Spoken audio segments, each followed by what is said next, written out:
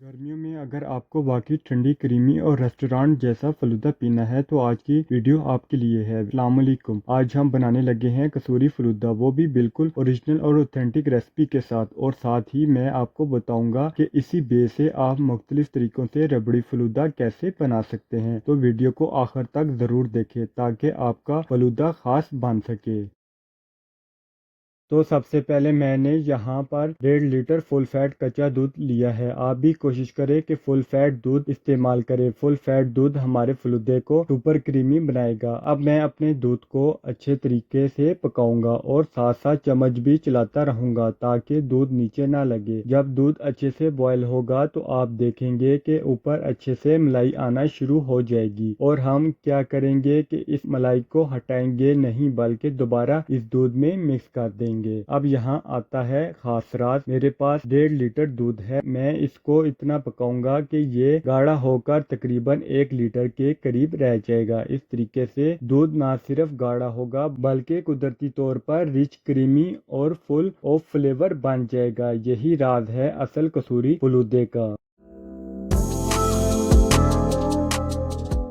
जब हमारा दूध अच्छे से बॉयल हो जाएगा तो हम इसमें खोया शामिल कर देंगे। अब मैं दूध को अच्छी तरह मिक्स करता रहूंगा ताकि खोया मुकम्मल तौर पर दूध में घुल जाए और एक क्रीमी टेक्सचर बन जाए। अगर आपके पास खोया मौजूद नहीं है तो आप इसकी जगह खोए वाली बर्फी भी इस्तेमाल कर सकते हैं। और अगर वो भी ना हो तो आप दूध को गाढ़ा करने के लिए कस्टर्ड पाउडर डाल सकते हैं। और अगर आपको कस्टर्ड पसंद नहीं है या अवेलेबल नहीं है तो आप कॉर्नफ्लावर भी इस्तेमाल कर सकते हैं। लेकिन यहाँ एक बात याद रखें, असल कसूरी फलूदे की रेसिपी में खोया ही इस्तेमाल होता है। ये बाकी जितने भी तरीके हैं वो सिर्फ आसानी के लिए, खास तौर पर जब आपके पास टाइम कम हो। लेकिन आज मैं आपको ओरिजिनल और ऑथेंटिक कसूरी फलूदा बनाकर दिखाऊंगा, इसलिए मैं यहाँ खोया ही इस्तेमाल कर रहा हूँ।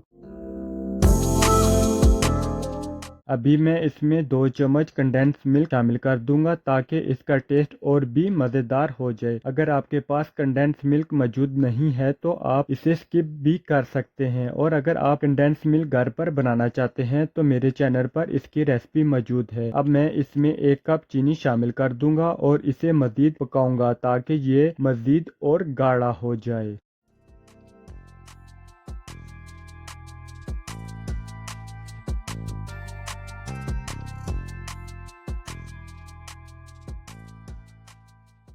तो आप देख सकते हैं हमारे रबड़ी अब बिल्कुल तैयार है। 1.5 लीटर दूध से तकरीबन 1 लीटर दूध रह गया है और कलर भी खूबसूरत सा चेंज हो गया है। और साथ ही कितना क्रीमी और गाढ़ी बनी है हमारी रबड़ी, बिल्कुल परफेक्ट फलूदे के लिए।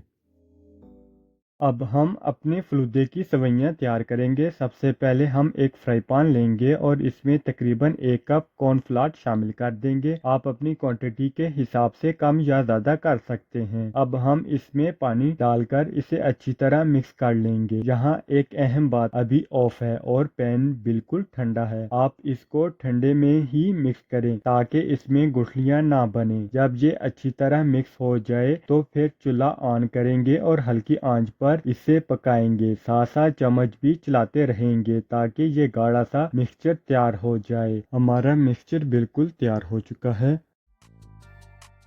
अभी हम एक बाउल में ठंडा पानी और बर्फ लेंगे। अभी तैयार मिक्सचर को हम सवैयाँ मेकर में डाल देंगे और ऊपर से प्रेस कर देंगे तो नीचे से हमारी सवैयाँ निकलती रहेंगी और साथ ही ठंडे पानी में जाकर सेट हो जाएंगी। अगर आपके पास सवैयाँ बनाने वाला टूल नहीं तो आप छाननी का भी इस्तेमाल कर सकते हैं। अब हम अपना रबड़ी फलूदा तैयार करते हैं। सबसे पहले 2 गिलास लेंगे और इनमें थोड़ी सी बर्फ डाल देंगे। इसके बाद अपनी तैयार की हुई सवैयाँ शामिल कर देंगे। फिर इसके बाद तुख मलंगा डाल देंगे। मैंने इसे पहले से ही भिगो कर रखा था।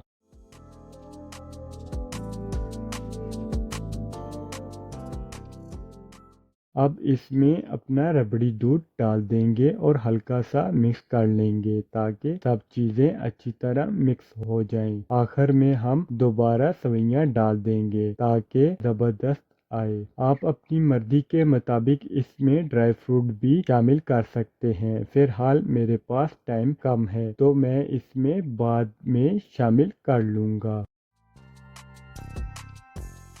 तो आप देख सकते हैं क्रीमी रबड़ी फलूदा तैयार है। ये है असल कसूरी फलूदे की रेसिपी। मैंने आपको बहुत आसान और सादा तरीके से ये रेसिपी बताई है। अगर आपको वीडियो पसंद आई हो तो लाइक ज़रूर करें। और हाँ, मेरे चैनल पर समर सीरीज स्टार्ट हो चुकी है तो चैनल को सब्सक्राइब करें ताकि कोई भी वीडियो मिस ना हो। फिर मिलते हैं किसी नई रेसिपी के साथ। अल्लाह हाफिज।